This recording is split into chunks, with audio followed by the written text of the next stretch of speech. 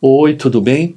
Então, estamos aqui de novo para fazer o nosso novo podcast.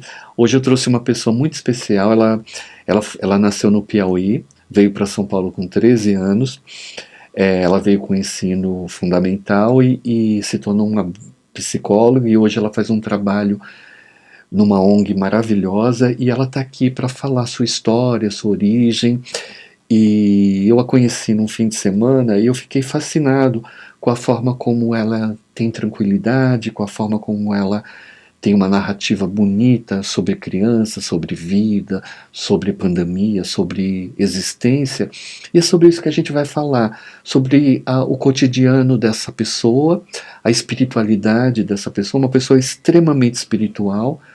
Hoje ela veio aqui lindamente nos trazer essas informações. Ela chama Sheila Santana, Sheila de Santana, que eu achei um nome maravilhoso. Tudo bem, Sheila? Tudo bem. Se quiser tirar o de Santana e deixar Santana, Você só também prefere? tá. Eu acho que encurta, às vezes eu mesma falar Sheila Sheila Santana. Santana, Você sabe que né? eu sou numerólogo, né? Na numerologia, eu precisaria ver se eu quero cortar ou não, porque dependendo Fica à vontade. dependendo do que ela trouxer Aham. para você, porque às vezes Sheila Santana traz uma vibração e Sheila de Santana às vezes traz uma vibração melhor. E eu sempre procuro o melhor para as pessoas. Ah, se é melhor, então eu já vou Depois ficar eu, com esse aí. depois eu vou ver direitinho para você. Eu quero que for melhor. Perfeito. Quem não quer, né? É, Então, eu queria primeiro, antes da gente falar sobre o seu trabalho, eu queria que você falasse das suas lembranças. Você me contou que veio com 13 anos do Piauí. Queria que você me falasse as suas lembranças do Piauí, o que veio com você no coração, o que você trouxe desse estado tão especial. Inclusive tem uma revista que chama Piauí, não sei se você conhece, eu adoro. sim, não costumo ler, mas eu sei da revista, né? Ela é Sei muito que tem. especial, uma Me revista. chamou a atenção pelo nome. Eu falei, ué, tem uma revista Então, Piauí, né? os criadores são vários, são publicitários e tal, eles resolveram fazer pelo amor que eles falam do Piauí, assim. O Piauí é Aham. um estado que a gente conhece pouco, né, aqui, mas que é uma coisa bonita, assim.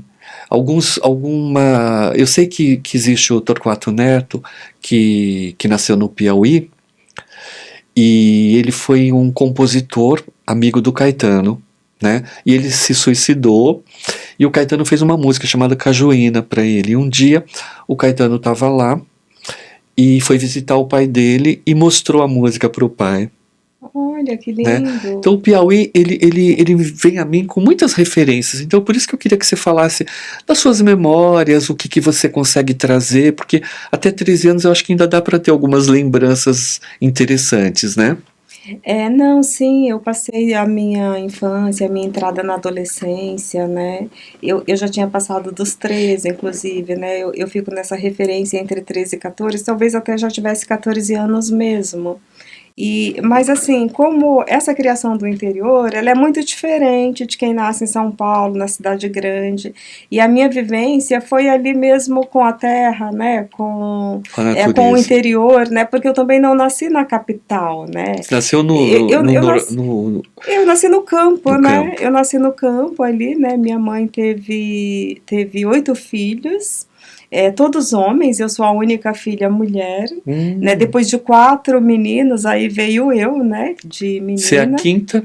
Eu sou a quinta, sou a quinta. Aí depois tem 3 mais novos. Uhum. Inclusive ela Todos nasceram no Piauí? Todos nasceram, né? Todos nasceram, né? E minha mãe sempre foi uma mulher muito sozinha com aqueles filhos ali, com todas as dificuldades da época, para criar, né? Os filhos. E minha avó, que era uma guerreira, né? Que a gente fala, ela era cabocla, né? Alguma coisa. O que eu tenho assim de lembranças, né? Claro que eu tenho lembranças de muita coisa. Eu lembro das dificuldades, do nosso desejo, né, de transpor, de superar aquelas dificuldades, aquela coisa da fé, né, de acreditar que um dia a vida ia melhorar. Eu acho que eu carreguei isso assim desde de muito cedo e vendo ali assim a luta da minha mãe para criar aqueles filhos. Eu não digo sozinha, porque a minha avó, por parte de pai, ela fez um papel muito importante que o filho dela, que é meu pai, não fez, né? Olha, Inclusive, ele nem registrou a gente, ele não registrou nenhum dos filhos. Ele já morava em São Paulo e ele visitava, embora ele fosse de lá também, né? Mas assim, a vida dele é aqui e ele deixava a mulher, não sei se é aquela cultura também, às vezes assim, mais machista e tal. Talvez eu nem diria isso, porque ele é o diferente dos irmãos. Eu tenho um vínculo muito legal com meus tios, que são pessoas muito amorosas, muito abertas. Então, assim, eu sempre morei, né, com um tio por parte de pai, que é uma pessoa que eu amo muito, né, os que eu conheci que já partiram. Então, eu sempre tive uma relação muito boa com esses tios. Mas meu pai, para mim, ele é uma pessoa totalmente estranha. Sim. Eu não sinto raiva, eu não sinto amor, eu não sinto absolutamente nada. Para mim é uma pessoa estranha. Não tenho assim nenhum desejo também de aproximação, de nada. Para mim não faz nenhum Ele está sentido. vivo. Está, né? E hoje ele mora no Piauí, né? Já há Olha só. alguns anos e a minha família, a minha mãe toda aqui, né? É os irmãos. Onde você morava, no campo, tinha, tinha assim, romaria, tinha alguma coisa religiosa, católica? Você tem essa lembrança? Tinha, porque assim, eu nasci, mas com 7 anos de idade eu já fui morar numa cidade, assim, né, Ah, numa tá. cidadezinha, então eu fiz, minha mãe era católica, muito católica, né, tinha muita fé Ela ia nesse em período, procissões ali. acho que tinha procissões, eu não tenho muita lembrança da procissão, mas eu tenho lembrança da missa das crianças de manhã, Como era isso? e aí é uma lembrança até gostosa, assim, que eu lembro que minha mãe mandava a gente ir de manhã, né, Para a missa das para a missa das crianças. Que crianças. E legal. aí era uma missa só das E era crianças. mais light? Tinha algum diferencial? Era tranquilo, eu me lembro de um padre, né, o nome dele era Padre Dico, e ele fazia essa missa, para mim ele era uma figura doce, meiga, né, e Acolhedor? acolhedora, né, fiz o catecismo, fiz a primeira comunhão,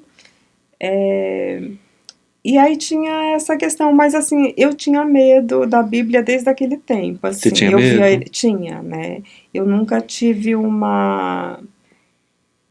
Eu vim entender isso no meu processo de psicoterapia, anos depois, quando eu entrei na faculdade, quando eu comecei a fazer psicologia, que eu fui fazer psicoterapia também. Deus para mim era uma pessoa severa, que estava ali de olho, esperando você errar para ele te castigar, né? Por conta da Igreja Católica. Não por conta da Igreja Católica, né? Minha mãe às vezes lia também a Bíblia ali pra gente, e aquela cultura de falar: se você fizer isso, Deus vai te castigar, né? Se Entendi. você fizer tal coisa, Deus vai te castigar, isso é pecado e tal. Então eu nunca me identifiquei muito com essa figura Deus, né? Biblicamente, ele falando, ou religiosamente falando, mas eu me identificava com o filho e eu achava que Deus era ruim porque ele deixou o filho dele morrer naquela Morrer na cruz. condição, na cruz, e ele era o todo-poderoso, né? E ele não fez nada para impedir. Então eu me identificava com o filho, mas com o pai não. E depois eu fui Isso entender tem a ver com seu pai, talvez? totalmente, mas eu só vim ter consciência Ciência disso disso depois. muitos anos depois. Que bacana. Depois eu vim me tornar, ter essa consciência de que eu fazia inconscientemente eu fazia essa associação. De um pai que não cuidou de mim, que não foi presente na minha vida, com Deus, né, o Pai do céu, né? Perfeito. Então, mas assim, hoje eu lido bem, porque eu acredito em outras coisas, eu não invalido essa questão de Deus. E quando você saiu do Piauí, a sua família saiu, veio para São Paulo. Foi para São Paulo? Foi para São Paulo. Vocês vieram a São Paulo. Como é que foi para você olhar esse outro mundo? Eu vim primeiro do que a minha mãe, assim, meus dois irmãos mais velhos, né, já Já moravam aqui com moravam? meu pai, né, já trabalhavam morando aqui, e eu vim até por uma questão, assim, de saúde também, né, e aí eu vim morar com esse tio, né, porque meus irmãos e meu pai moravam na Bela Vista, né, aí tinha essa coisa de que eu era menina, era muito delicada, né, para morar ali só com eles, né? Até a minha avó tinha essa coisa de quando eu era criança, é, porque ela morava na roça e eu morava na cidade. Ela preferia os meninos porque ela me achava muito delicada, ou muito melindrosa, e eu nunca entendi isso como falta de afeto de jeito nenhum, né? Era muito compreensível. Ela, vou levar a Sheila quando chover, que aí ela gosta de tomar banho, aí tem água. Essa coisa. Mas assim, ela para mim é uma referência, assim, de mulher forte para a época dela, né, e tal. E aí, assim, acho que a minha vinda para cá, é, o primeiro impacto foi isso. Meus irmãos mais velhos, na época, assim, me acolheram bem, muito amorosos, muito. Mas, assim, meu pai não. Eu vi um estranho, desde foi o primeiro impacto. É, e eu acho que eu vi ele com 7 anos, fui ver 7 anos depois, né? E aí eu tinha até aquela fantasia assim na cabeça do reencontro com o pai, porque eu ainda tinha um olhar assim muito de criança ainda, né? Embora eu já tivesse 14 anos, não era como as meninas assim de hoje, né? Que já Tinha são uma certa bem. ingenuidade, né? Tinha, né? Assim, vivendo ali e tal. E aí aquilo pra mim foi uma decepção muito grande olhar para a figura. Nossa, esse homem é meu pai, né? E aí, mas logo isso foi substituído pelos tios, né, pelos irmãos, pelos primos, né, Você foi acolhida rapidamente. foi acolhida rapidamente. Então, assim, eu, E andar na cidade, começar a estudar, conhecer pessoas com cabeças diferentes, isso te trouxe um impacto, te trouxe ambição de querer estudar, de querer buscar algum caminho, ou essa questão do estudo já era uma coisa muito sua mesmo? eu acho que a questão do estudo era uma coisa que eu já trazia comigo desde muito cedo, porque minha mãe, meu pai não registrou a gente, então assim, minha mãe ficava tentando ali com as diretoras de escola, conversar, porque ela ficou esperando que ele fizesse isso, que ele registrasse os filhos. E ele não Então ela fez. mandava carta e ele não fazia, porque aí ele não fazia. Mas Assim, por ignorância ou porque ele não queria assumir? porque se alguém cobrava dele, não sei se por uma questão de orgulho, né, ou não sei, por ignorância, por orgulho, para não dar o braço a torcer, Uhum. algumas coisas assim. E aí, assim, meu avô, por parte de mãe, meu avô foi professor. Ele estudou o máximo que ele conseguiu para a época dele, para a geração dele, né? Então ele teve essa figura do educador, ele alfabetizou e ensinou as 4 operações matemáticas para toda a comunidade do lugar onde ele morava, No né, Piauí. no Piauí. Então, assim, ele também nasceu na roça, né, foi da roça, mas ele montou a escola na casa dele, ele tinha o diploma dele, acho que na época dele chamava científico, que ele conseguiu estudar, né, o máximo que ele conseguiu, e isso ele expandiu para todo mundo. Então, assim, como minha mãe não conseguiu me colocar numa escola convencional, ela me mandava para a escola dele, né, para eu estudar. Então, o meu primeiro contato é com livros, com revistas, uma coisa que eu gosto até hoje, que veio de lá, né, desse tempo, foi aqueles coquetéis de palavra cruzada. A primeira vez que eu vi a Elis Regina na vida foi numa revista preto e branco na casa dele, Olha, né? Então, assim, eu tive esse contato. Eu aprendi a ler e escrever, né, na escolinha dele. Lembro muito dele na sala com uma lousa verde enorme, giz, né, e tal. E ele era aquela figura, aquela referência. E aí eu vi aquele pessoalzinho que andava quilômetros com o caderninho embaixo do braço no sol quente para ir lá aprender com o professor João, né? E que era meu avô. E aí minha avó na cozinha fazendo a merenda e eu naquele ambiente ali, e né? era uma escola pública ou era uma escola que o seu avô Era a fazia casa isso quase que dele. voluntário? Não, ele recebia, ele tinha salário de professor, mas não era uma escola, ele fazia isso na sala da casa dele. Conveniado, tipo uma prefeitura, algum estado? Acredito que sim, porque ele tinha salário de professor, né? Ele, Interessante. ele, ele morreu aposentado, com aposentadoria de professor e da idade também, né? Ele tinha essas duas, morreu em Brasília, né? Porque depois minha família, por parte de mãe, foi toda para Brasília. E então, assim, eu aprendi a ler e escrever nesse ambiente. Foi o meu primeiro contato, né, com livros, com revistas, né? Criança lembra, eu me lembro da Como, cartilha, né? como era o nome do seu avô? João Ribeiro, João Ribeiro. Ele era pai da sua mãe ou do seu pai? pai da minha mãe. Ah, Pai da minha mãe. a família da sua mãe, você teve mais contato do que a do seu pai? Não, não, eu tive esse contato na minha infância, com os meus avós, né, por parte de mãe, que eu vejo neles assim, se for para olhar o que que eu herdei deles, eu acho que a coragem foi da minha avó por parte de pai, que era uma mulher muito guerreira, muito independente para a época dela. Ela se separou do meu avô cedo e ela se bancava, né? Ela tinha uma condição financeira, né, para os padrões da época bom, ela tinha terras, ela tinha animais, Ela é, se virava. ela se virava e ela ajudou a criar a gente. Então ela era uma mulher muito forte, Uma assim, referência para uma você. referência. Da minha avó, eu acho que tinha esse lado mais sutil, né, da delicadeza. Meu avô, essa sede de conhecimento. Ele morreu em 2020, depois da pandemia, com 101 anos. Nossa, E alguma vez que eu falei com ele por telefone, eu falei, olha, eu chamava ele de paizinho, né?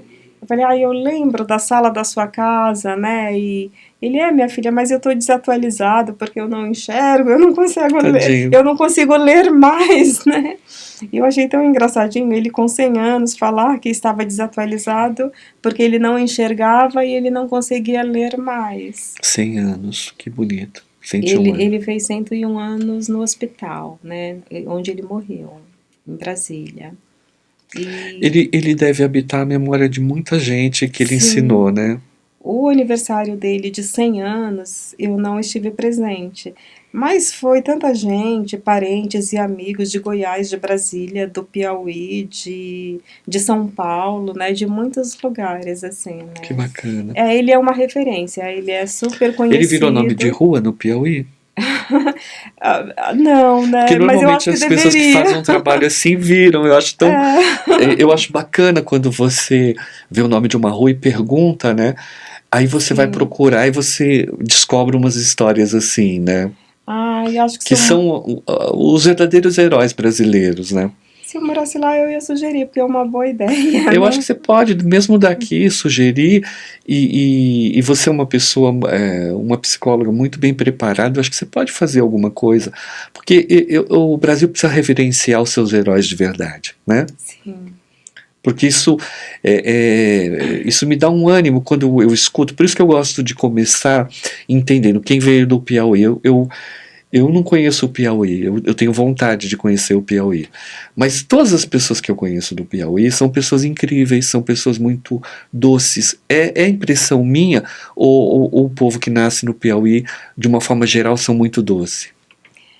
Olha, eu vejo que são muito acolhedores. Para mim, eu vou trazer sempre a referência mesmo assim da minha infância e do período que eu vivi lá. Porque eu sou do Piauí, mas eu não posso dizer assim que eu conheço o Piauí, né? Entendo. Eu morei no mesmo lugar, né, até aproximadamente 14 anos e depois eu vim para cá. E aí eu voltei lá duas vezes, né, depois desse período. Mas eu vou dizer a forma como eu enxergava o mundo, né, com essa referência de lá. Para mim era assim, né? Se é meu parente, é meu amigo. Se eu chegava aqui, eu poderia nunca ter visto na vida, né? Eu poderia nunca ter visto na vida. O fulano é seu primo. Se ele é meu primo, ou se ele é meu tio, se ele é qualquer coisa, então eu já me sinto muito familiar, né? Então, é meu amigo. E isso também me impactou, porque na realidade não é assim, né? Nem Perfeito. todo mundo é assim. Então, esse foi meu primeiro impacto, né? Não vou dizer que hoje que eu tenho tanto contato com primos e amigos nessa coisa assim mais pura, poxa. Não, né? Assim, tem uma. Mas a minha visão era essa. É todo mundo. Ou de estar aqui, que as pessoas, quando elas se afastam da sua terra, elas gostam de se reencontrar com os conterrâneos, né, e tal, ali. Aqui em São Paulo tem um lugar dos nordestinos, né? Que as pessoas vão lá comer, beber. É um lugar grande que tem, acho que na Zona Norte, num pedaço da Zona Norte.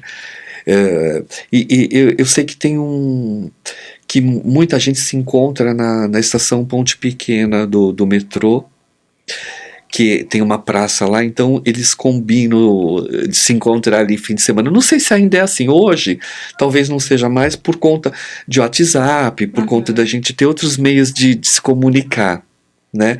Mas era muito ali, eles iam na estação Ponte Pequena do metrô, que hoje é Armênia, né? Para se encontrar, era meio que um lugar marcado. Então, eles iam todo fim de semana até encontrar alguém.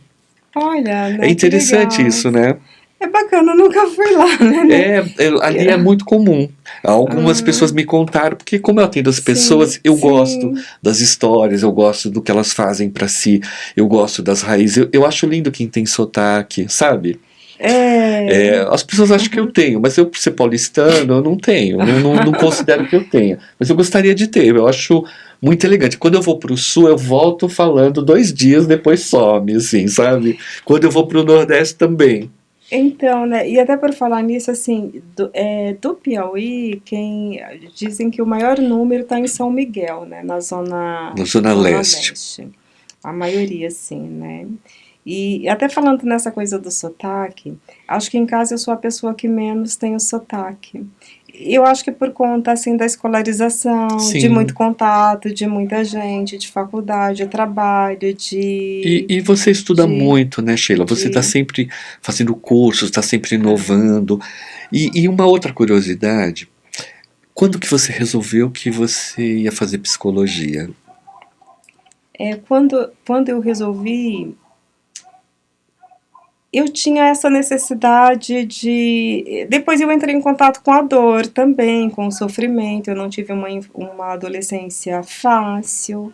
É, assim, e aí eu comecei, porque eu vi nesse estado até de não saber o que que era.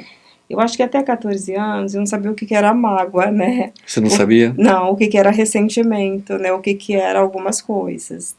E assim, ao mesmo tempo que a vida, né, em São Paulo, ela era um atrativo e ela era uma promessa de melhoria de vida, de mudança, vindo com essa perspectiva, eu também entrei em contato com o sofrimento, né, com a dor, né, com algumas outras coisas. E eu acho que eu não estava preparada para lidar com isso. E eu também me assustei quando eu tive sentimentos de raiva, né? Eu falei, nossa, eu tô sentindo isso, é uma coisa tão ruim. Até eu me assustei, eu tô sentindo isso. E às vezes até essa coisa da gente querer negar, né?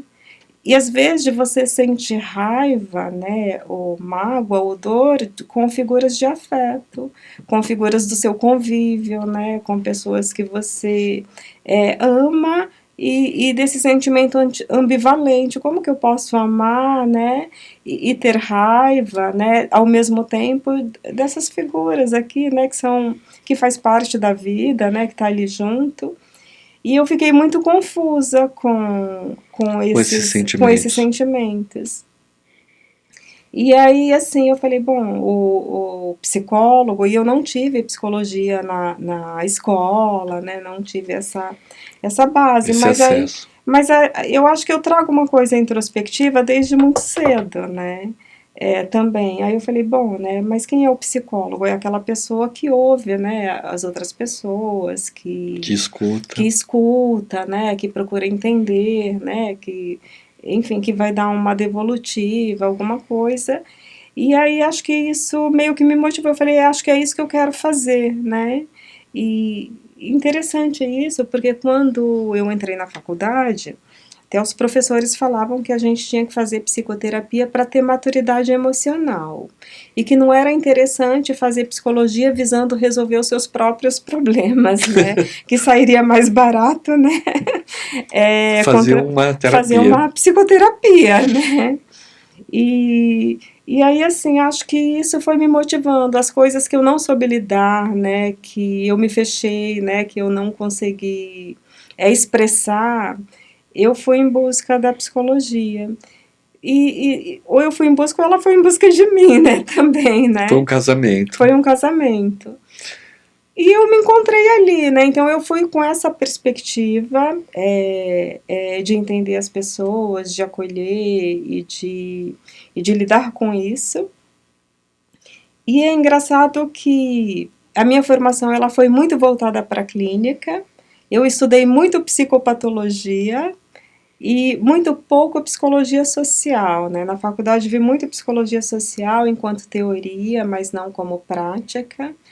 Mas eu pensava, aí a FEBEM, talvez eu queira trabalhar na FEBEM, né, com os meninos. Eu tinha esse pensamento também de trabalhar com a FEBEM. E aí, naquela época que tinha muitas rebeliões, muitas coisas, meu irmão que trabalha nas clínicas, ele fazia pesquisas de campo lá, né, porque ele trabalhava na área de pesquisas. E aí eu meio que me afastei um pouco também dessa.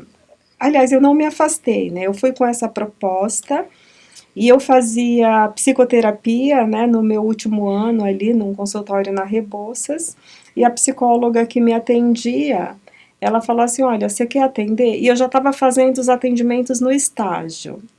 E ela falou, olha, se você quiser continuar atendendo, ela tinha um prédio na Rebouças, né, era um ambiente multidisciplinar, tinham vários profissionais ali de psicologia, de psiquiatria, de fonoaudiologia, de outras áreas que ocupavam ali, né, as salas. E ela falou para mim, Sheila, se você quiser atender, né, aqui, eu cedo uma sala e eu faço supervisão com você, né. Então, assim, eu lembro de uma paciente do estágio que eu atendia, que ela foi comigo.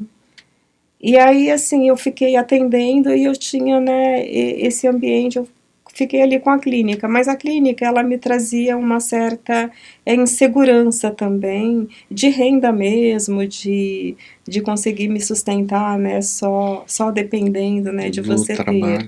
E num tempo também, assim, que o custo de vida era muito caro, as pessoas que mais precisavam não tinham dinheiro para pagar a conta de água e luz, né? Ia ter dinheiro para pagar o psicólogo.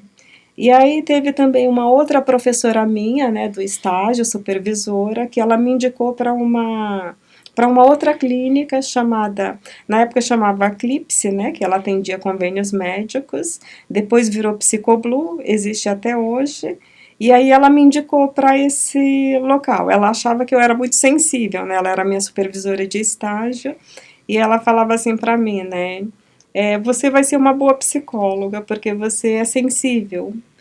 E eu achei isso legal, ela dizia que eu era sensível, porque diferente de dizer assim, você é muito inteligente, né? Então eu achei legal, falei que bom que ela Mas me você sabe acha. que hoje a inteligência emocional ela vale mais que a outra Sim, inteligência, né? sim. Eu pelo menos penso assim. Eu também acho, assim, né? Não pode ser uma coisa só mecânica e só. Se você não tiver sensibilidade, a vida fica muito dura, É verdade. né? Às vezes, por exemplo, você trabalha com crianças, com pessoas, com ajuda e tal. Às vezes, um olhar que você dá para uma criança, se salva a vida dela. Né? Às vezes você dá dinheiro, comida, coisas, e aquilo não salva. O que salva é aquele olhar de entendimento. Sim, né? Isso faz muita diferença mesmo, assim, né? A acolhida, né? O olhar. Tirar do invisível, né? Isso, né? E aí, assim, eu fui para essa clínica no Taboão da Serra, E que aí? virou Psicoblu, fiquei lá um ano também. Fiquei quase 2 anos fazendo atendimento no consultório, mas assim, sempre com aquela insegurança, porque tinha uma rotatividade de convênios médicos também. E aí a prefeitura do Embu me chamou. Assim, era um ano, eu tenho minha posição de esquerda mesmo, os meus princípios e os meus valores são do campo da esquerda. E foi no ano assim que o Lula se tornou presidente, assim, 2002. 2002. O ano que Chico Xavier fez a passagem, o ano que o Brasil ganhou a Copa, Foi, né? né? Foi tudo.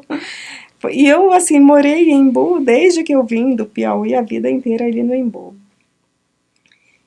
E aí eu fui chamada, né, eu conheci uma pessoa, né, eu falei, eu queria trabalhar, né, e aí assim, quando eu fui chamada para entrevista na prefeitura, a pessoa que me entrevistou foi meu primeiro professor de história. que é um ex-prefeito do Embu. Olha só, e ele foi seu Também. primeiro professor. Ele foi meu primeiro professor de história. E ele era um professor de esquerda, um professor de direita? Esquerda. Hoje não mais, né? As pessoas estão migrando para outros caminhos. É. Mas nessa época a gente queria mudar o mundo, queria fazer a diferença, né? E o Embu, ele tinha aquela história, na época o prefeito era o Geraldo Cruz, que é uma pessoa simples, que veio da Paraíba e tal, né? E ele meio que mudou a cara do Embu, porque ele expandia a visão, ele tinha uma visão, assim, do social também muito forte. Muito forte, uma pessoa muito simples, assim, nas palavras e tudo, mas que ele tinha um engajamento político e uma visão. E era bem intencionado. E era bem intencionado. Inclusive, ele foi um vereador que ele denunciou, na época, a corrupção na Câmara. E aí ele denunciou, né, e ele ficou bastante conhecido na época, né, tinha uma corrupção muito grande no Embu. E depois ele ficou 8 anos como prefeito. E ele foi um excelente prefeito. E eu entrei na gestão dele. E aí foi assim o ano de instalação praticamente dos CRAS no Brasil, que CRAS é o Centro de Referência da Assistência Social. E aí estava naquele movimento que começou muito antes, né, de São Paulo. E aí eu peguei todo esse momento, assim, da mudança política, da implantação do SUAS, que é o Sistema Único da Assistência Social. E aí eu fui chamada a trabalhar no CRAS. E aí tinha o PAIF, né, que é o Plano Nacional, PAIF, que é o Plano de Atendimento Integral às Famílias. É um projeto regido por decreto federal e ele institui todo o formato de trabalho, né, de implantação dos CRAS. E aí esse projeto ele dizia, né, que as equipes tinham que ter o assistente social, o psicólogo, tinha um quadro de referência entre o administrativo, né, e outras áreas para fazer atendimento a famílias em situação de vulnerabilidade. E eu fui uma das primeiras a fazer esse trabalho no Embu. Aí eu falei, eu caí de paraquedas, porque eu não tinha referência nenhuma, né, da faculdade. E aí trabalhava com Bolsa Família, com Renda Cidadã, fazia essa identificação, né, das pessoas que atendiam os critérios, né, para inclusão, né, nesses programas.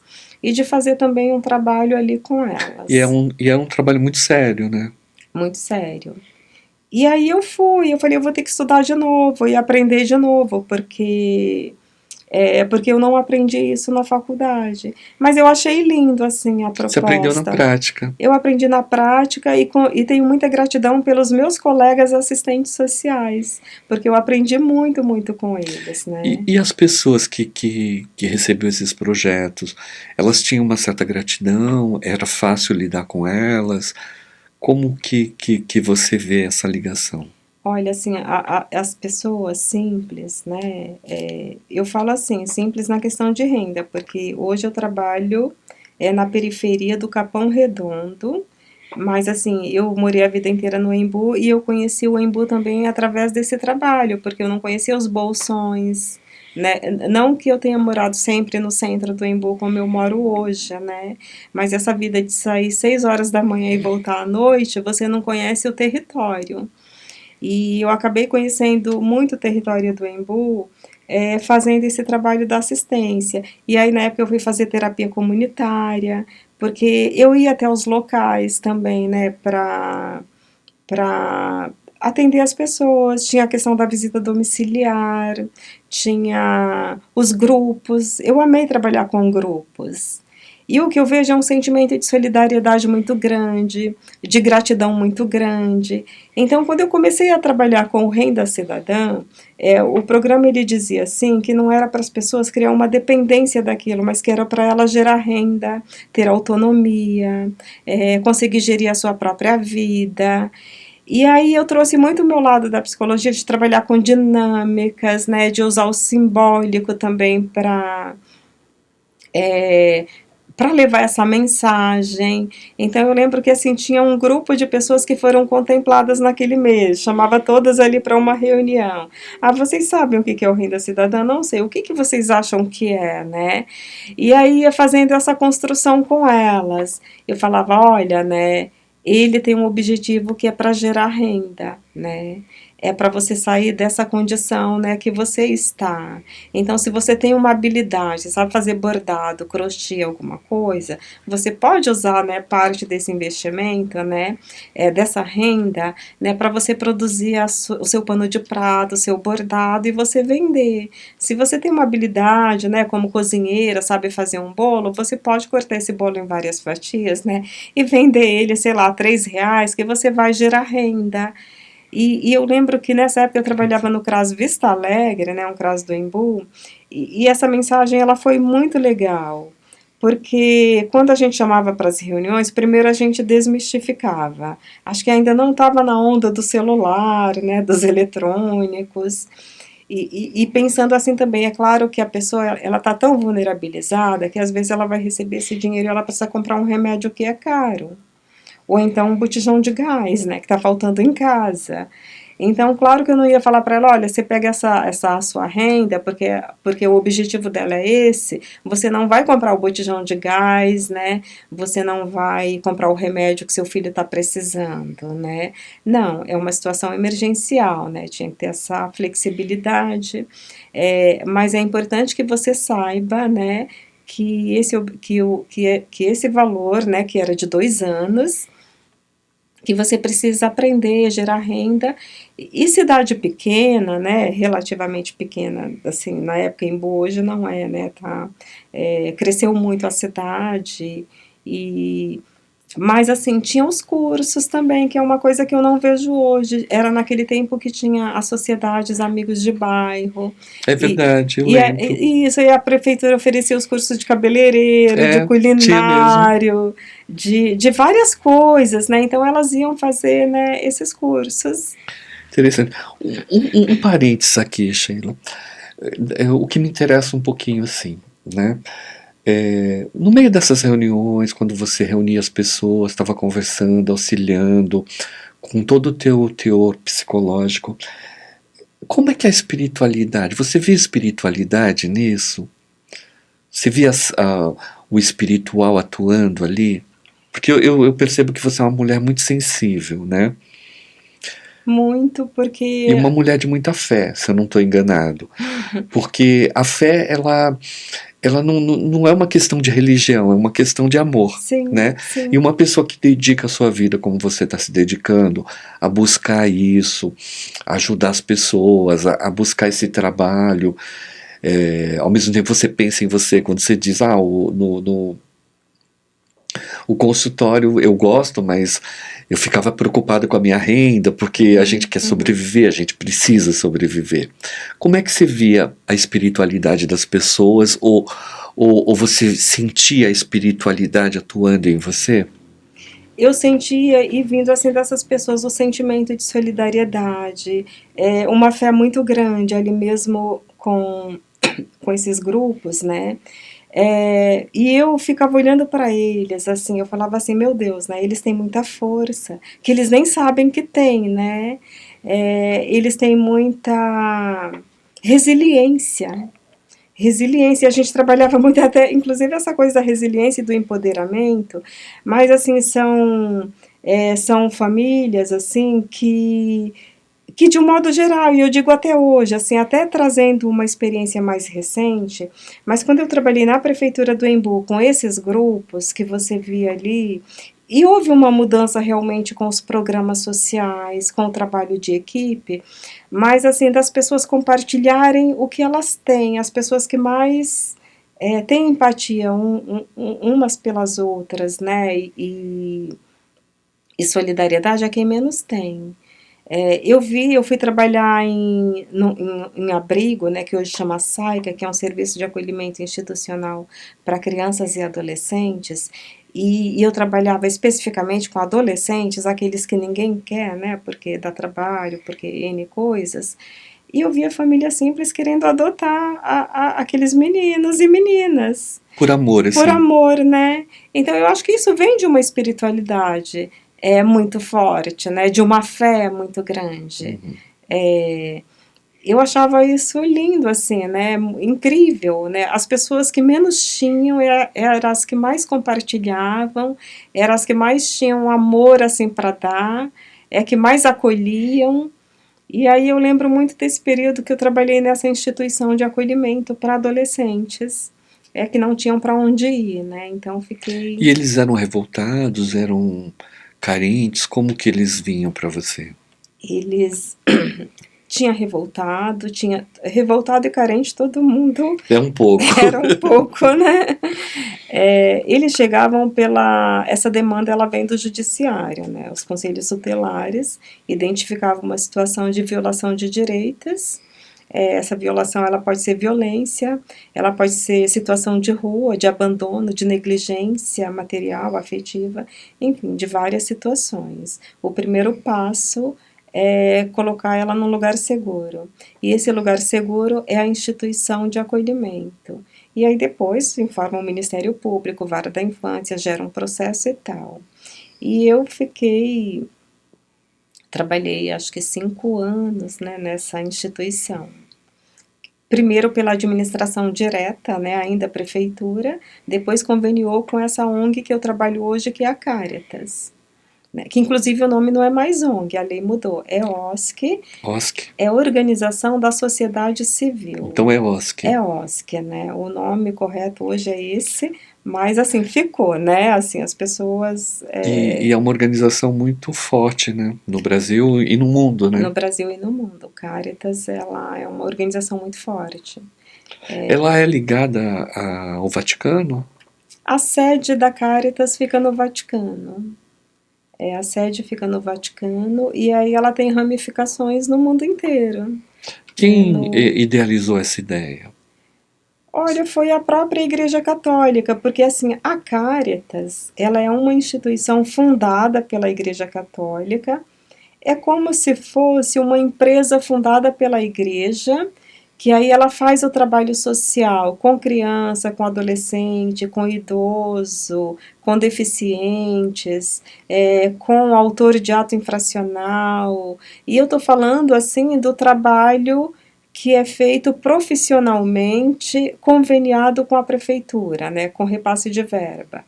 Porque criança, adolescente, idoso, deficiente, adolescente autor de ato infracional, enfim, tudo isso é de responsabilidade do poder público, né? Isso é uma responsabilidade do poder público. Então, assim, o poder público ele não executa esse trabalho diretamente. Então, ele faz convênio com instituições que têm expertise nesse trabalho. Historicamente, São Paulo tem um diferencial. Historicamente, o trabalho com criança, com adolescentes, com as vulnerabilidades, foi feita pela igreja, até na lógica da caridade mesmo, né? Se pegar historicamente, foi assim, a igreja ela preenchia as lacunas ali deixadas pelo poder público. Esse trabalho profissional ele vem muito depois, né? E o quadro de profissionais, então assim ele rompe com essa lógica, né, da caridade, do favor, né, do clientelismo e assume, né, uma postura profissional via legislação. Acho que isso vem muito também com a redemocratização do Brasil no pós-ditadura militar, que aí vem a Constituição de 88, que aí tem a LOAS, que é a Lei Orgânica da Assistência Social, e aí vai dando formato para esse trabalho, e falando, não, o trabalho não é mais na lógica da caridade, mas do direito. Então, é o que eu falo para as famílias e para as crianças, a gente não está fazendo favor para vocês. É um direito de vocês estar aqui. Um resgate, né? Também, né? Isso, ele é um direito, né? Então não é... A gente não está sendo bonzinho. Instituição de acolhimento para criança e adolescente, que aí tem o Estatuto da Criança e do Adolescente, que diz como que deve ser, né? Não está fazendo caridade, é direito. É muito forte esse trabalho, né? É bastante, né? Você já sofreu alguma violência por algum adolescente, por alguma pessoa assim? Não. Eles são sempre fáceis de lidar ou tem que ter um trabalho muito demorado para alcançar? Olha, tem duas situações, assim, falando da assistência social, que é o lugar onde eu estou, né? É, quando, acho que em 2004, que foi implantado o SUAS, que é o Sistema Único da Assistência. A assistência, ela existe desde muito tempo, só que era um modelo fragmentado, né? Não era uma política unificada, não tinha um comando nacional e não tinha uma tipificação de serviços. Então, hoje, esses serviços todos que eu faço, que eu já fiz antes e hoje, ele está tipificado na lei, né?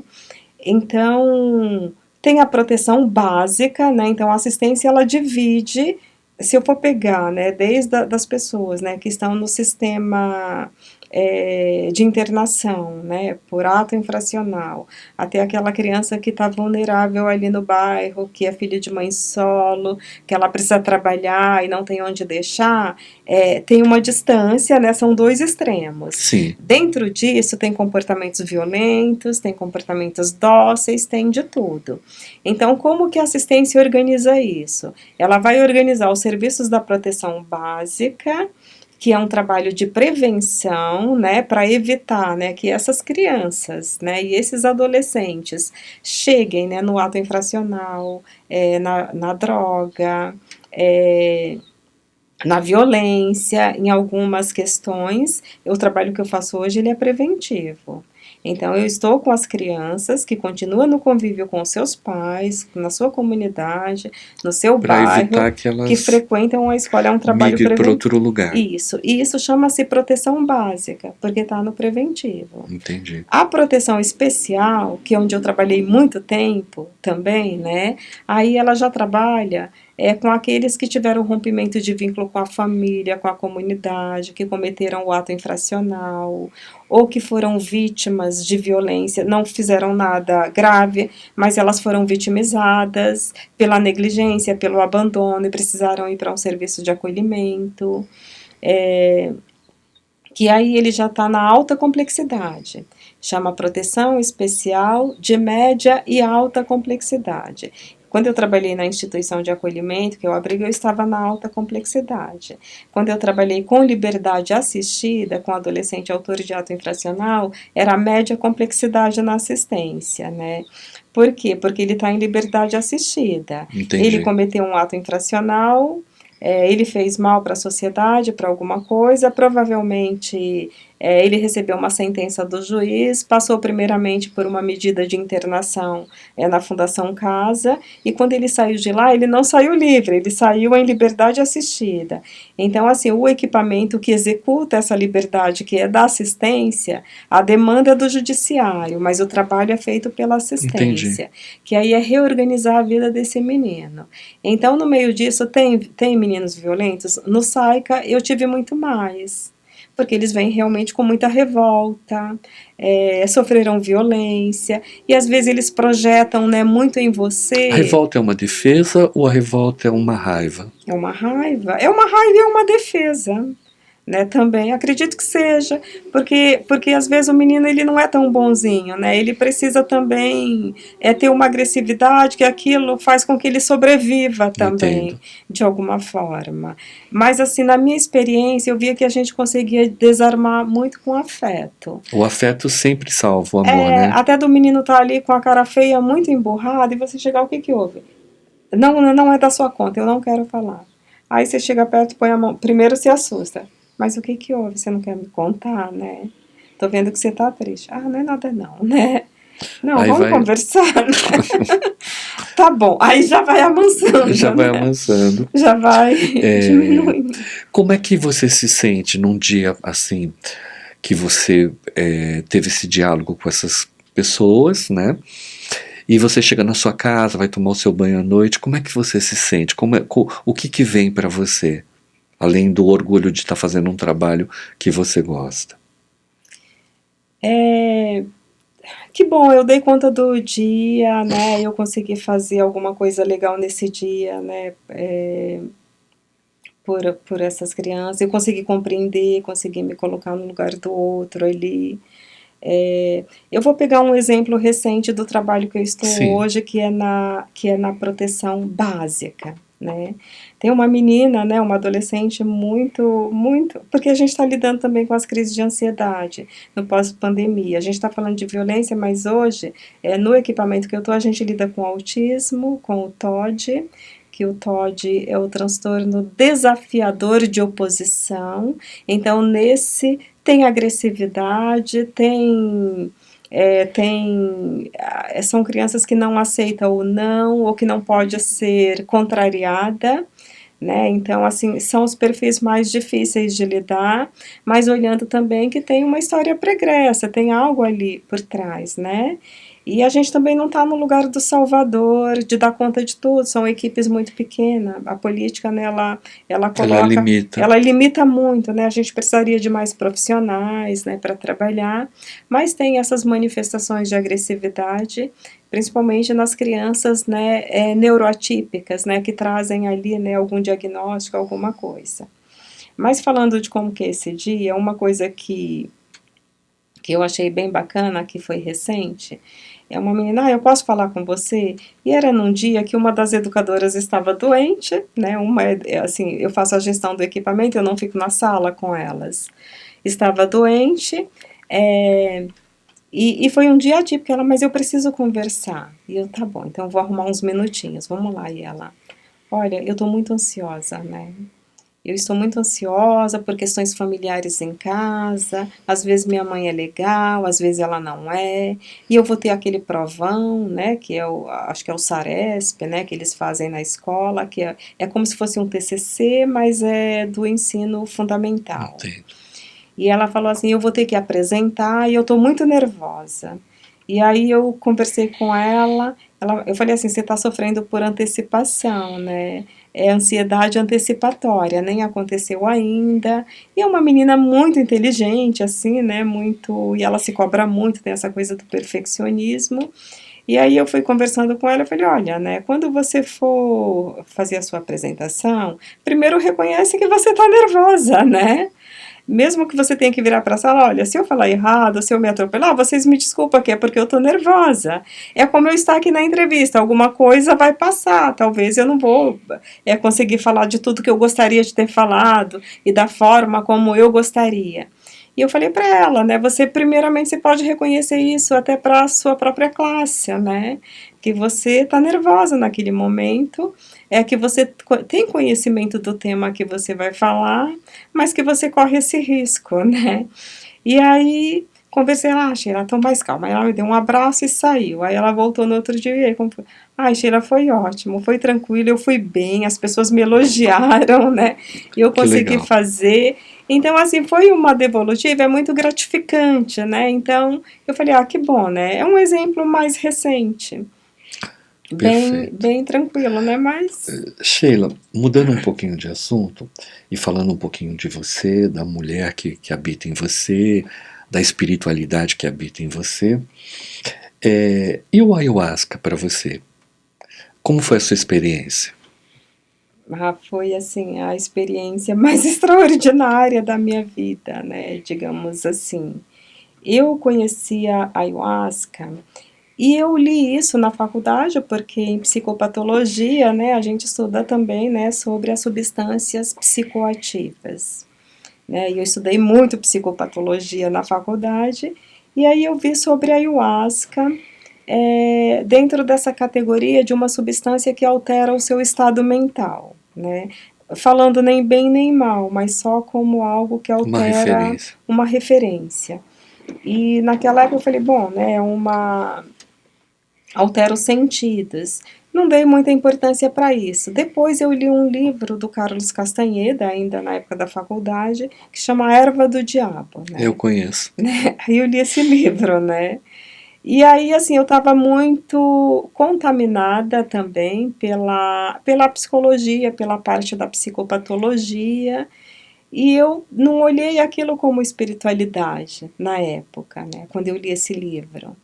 Porque a minha referência, né, era era a psicologia, né? O que eu estava aprendendo ali naquela época. Eu falei, nossa, então o Carlos Castanheda foi fazer uma tese de mestrado, né? Foi para o México, né? Para os Arizonas Zonas, e virou aprendiz de feiticeiro, né? total. Era eu olhei isso assim, né? Não, eu não tive essa leitura pela espiritualidade ali, né? Hoje eu leria diferente. E aí eu fui fazer yoga faz uns 2 anos com uma amiga minha, né? Uma amiga querida, assim, também, que eu admiro muito. Psicóloga também. Não, ela é assistente social de Ah, formação, mas também não trabalha com isso. Na verdade, ela é GCM feminina, né? uhum. E aí ela é instrutora de yoga. E eu fui fazer yoga com ela. E a yoga, ela também traz muito da espiritualidade, né? De muitas coisas. E ela tem um sítio em Juquitiba. E foi novo assim também. Ela fala que foi o portal dela, né? Foi a yoga, ela acabou conhecendo essas coisas e hoje ela trabalha com isso. E aí eu revisitei, eu falei, nossa, né? Que interessante, né? A ayahuasca, né? E eu falei, eu quero ir, mas eu não quero ir simplesmente por curiosidade. E eu fui, assim, sem pesquisar, sem nada, assim, né? Fui mesmo, me entreguei ali para aquele momento. E eu acho que eu tenho uma facilidade muito grande da coisa bater em mim, né? Porque eu vi lá o pessoal tomar 3 doses, né? Ou não acessar a ayahuasca. E eu foi uma quantidade assim Mínima. mínima, mas eu fui para outra dimensão, né? E, assim, foi Te muito. abriu portais mentais? Me abriu, assim, eu tinha uma questão que eu perguntei, assim, né? Que foi até referente à minha relação com a minha mãe, mas começou a vir, assim, tanta. Eu digo que foi um mundo muito ancestral, né? Muito animal. Eu vi tudo, né? De, de animais, né? De répteis, de muita coisa. Que eu até esqueci, eu não estava também, assim, eu não imaginei Que abri que tanto ia abrir tanto canais. canais, né? Eu fiquei assustada, de verdade, eu fiquei bastante assustada, mas me sentindo segura ali também, porque era minha amiga, eu estava num ambiente seguro, né? Tem ali os guardiões, né? Que dão Que eles dão suporte. suporte. E aí eu tive essa primeira experiência, mas foi tão forte que eu falei, eu não conseguia assimilar, né, tudo isso. Mas o que eu buscava veio, né? Veio uma resposta muito interessante Em relação à sua mãe. em relação à minha mãe. Em relação ao seu pai, não. Não, nunca apareceu nada assim, né? Interessante. Eu acho que é a minha distância dele mesmo, né? Nunca E, veio. e foi então é uma experiência útil para você.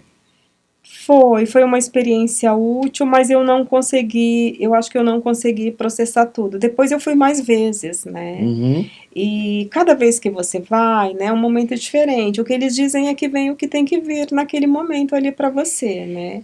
Então eu acho que eu consagrei a ayahuasca umas 6 vezes.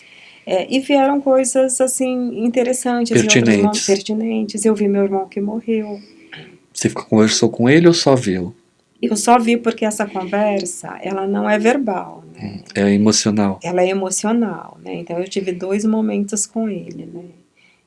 De conversa, de sentir isso, e foi muito lindo, assim, né? E parece real? Muito real. É tudo muito real. É um mundo suprassensível. Então, É gigante ou o tamanho é igual?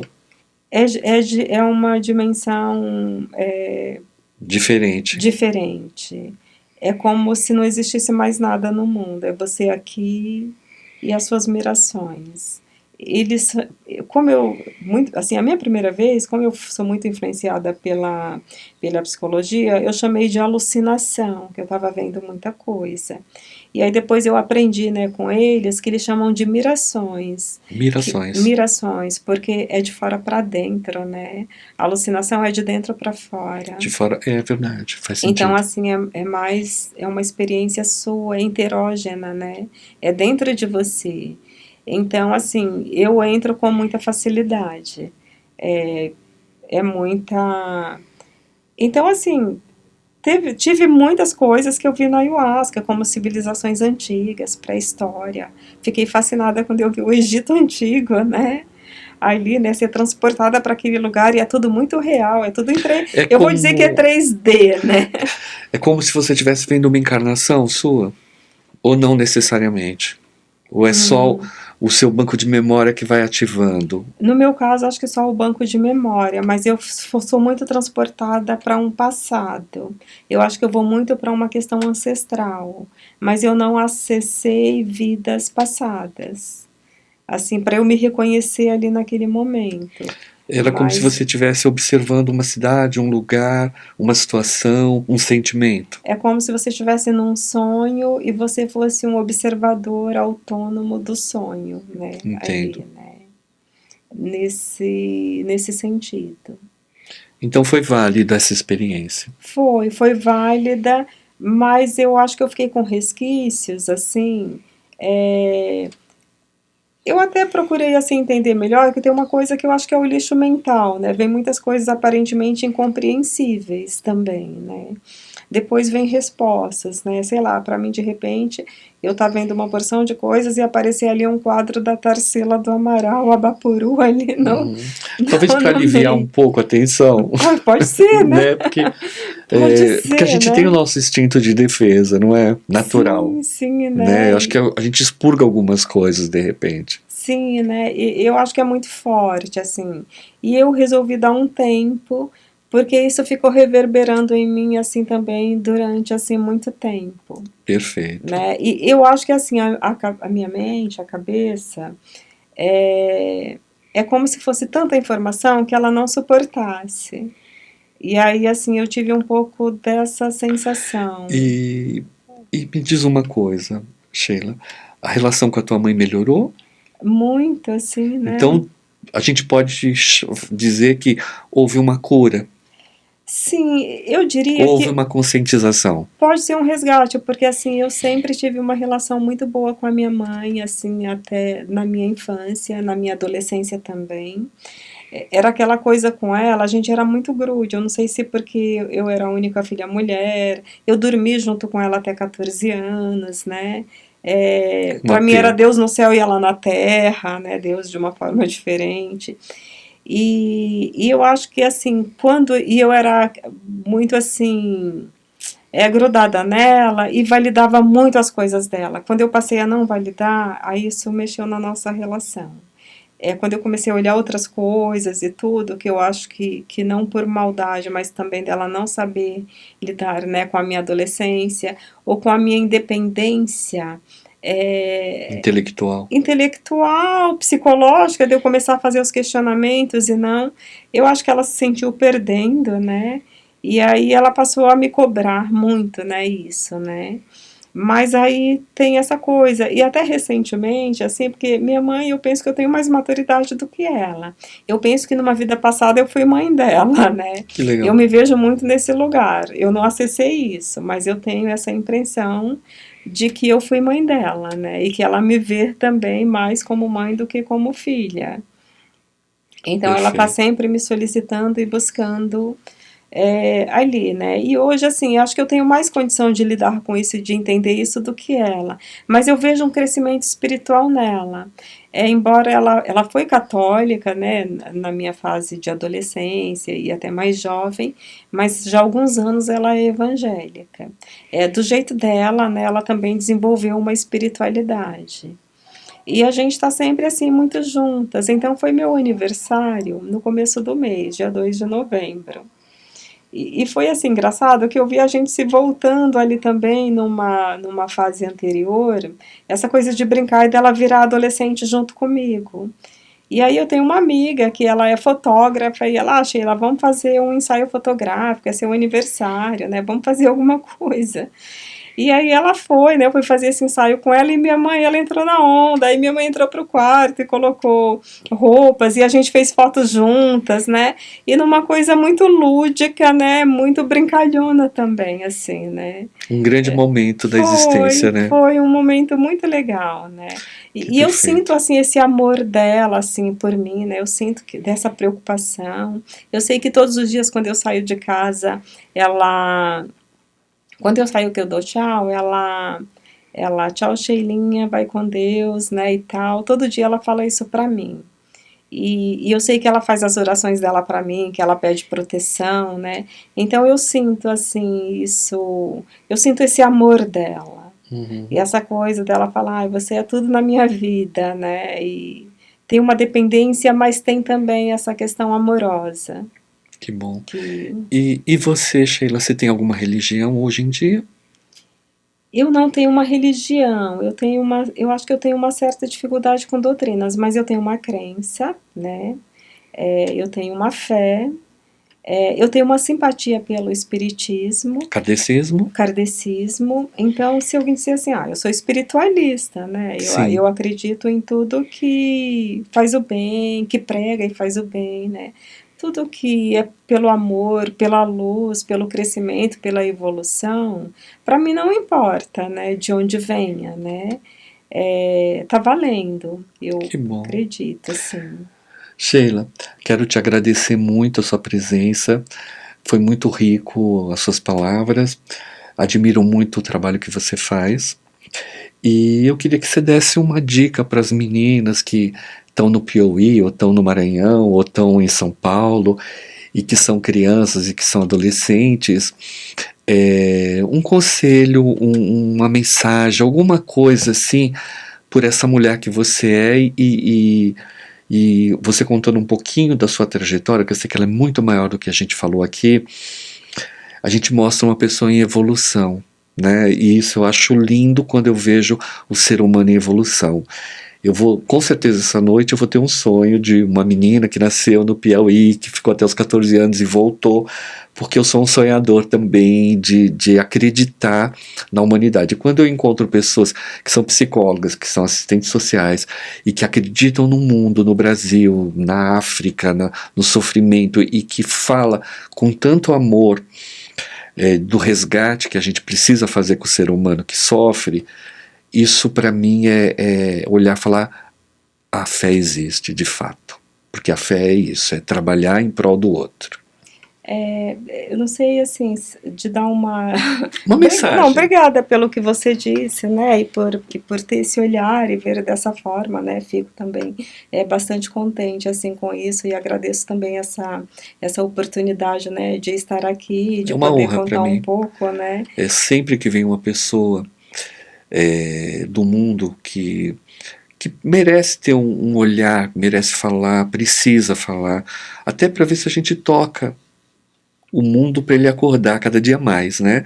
O despertar dessa nova era que a gente está lutando tanto para que ela aconteça. Então, quando você se diz espiritualista, é muito bom porque você pode ir no mundo da tua mãe, no meu Uhum. mundo, e no mundo do Sim. fulano, do cicrano, e você pode fazer esse trabalho enquanto psicóloga de uma forma aberta para conversar com o Uhum. budista, com o messiânico, com quem chegar, né?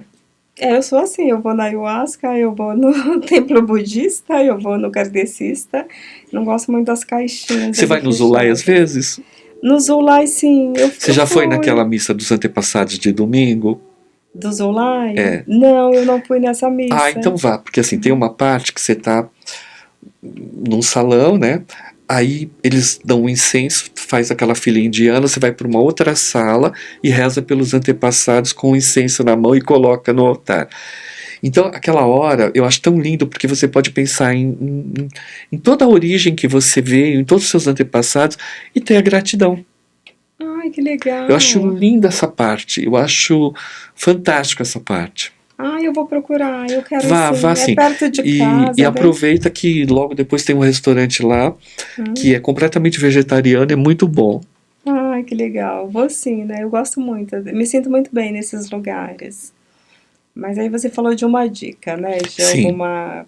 Para Uma dar para a pessoa mensagem, uma uma mensagem. coisa assim, uma mulher tão sensata quanto você, olhar como se você tivesse uma filha adolescente, ou como se você estivesse pensando nessas meninas que estão no Brasil e que podem brilhar e às vezes não têm uma oportunidade, né? O que eu poderia dizer, eu acredito que todos nós temos a nossa lenda pessoal, né? E que acredito que nada é por acaso, né? E que a gente realmente vem em missão e cada um seguir a sua trajetória. O que eu diria era para não se afastar dela, né? Para não sair desse caminho, Para buscar a né? sua É essência para cada dia buscar a sua mais. essência, escutar a intuição, né? Porque às vezes a gente se distrai também, né? Com a gente se distrai, olha pela janela, se encanta, olha aqui e ali. E eu acho que a gente pode fazer isso, mas acho que não se afastar da sua essência, né, da sua lenda pessoal, aquilo que sente lá no fundo só com você mesmo, né? E a intuição da gente diz muita coisa. Então eu acho que é se ouvir, né? Eu acho que o que eu diria é isso, vai se ouvindo quais são os desejos mesmo, né, de verdade e tal, e deixar fluir, né, o caminho ele Perfeito, vai direcionando, né. perfeito. Muito obrigado, Sheila. Eu que agradeço de coração. Bom, um abraço para o Piauí, um abraço a todas essas pessoas, essas meninas e meninos que estão pelo Brasil e que possam escutar um pouco o que a Sheila nos trouxe e buscar a sua própria história. A Sheila, ela procura resposta em todos os lugares. Né? Isso é impressionante. Quando a gente quer saber, quando a gente tem curiosidade da vida, buscar resposta é a coisa mais importante. Você precisa ter coragem, precisa ter vontade, disposição e humildade para buscar as respostas que você precisa. Então, a gente termina aqui e mais uma vez eu peço para as pessoas: vamos orar pelo país, pelo mundo, pelo universo e principalmente pela gente. O universo é isso, essa existência é a coisa mais bonita. E a gente é um país muito rico, o Brasil tem muito para ensinar para o mundo, e a Sheila é uma dessas pessoas incríveis que veio do Piauí para honrar o país e trabalhar em São Paulo e cuidar de pessoas da maneira mais bonita, que é escutando.